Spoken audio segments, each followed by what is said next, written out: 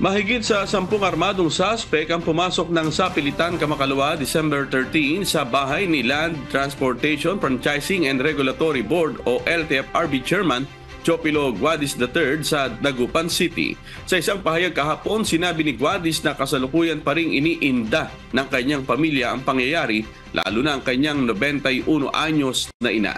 Dagdag ng transport official, nasa 3 sasakyan at mahigit sa 10 armadong suspect ang sangkot sa insidente. Tiniyak ni Guadis na sa kanyang papel bilang chair ng LTFRB, nakikipagtulungan siya sa mga otoridad upang imbestigahan ang pangyayari. Ipinahayag nito na posibleng personal ang motibo sa krimen, ngunit hindi malinaw ang layunin dahil ang ginawang pagsalakay ng mga salarina ay hindi pangkaraniwan sa isang robbery case.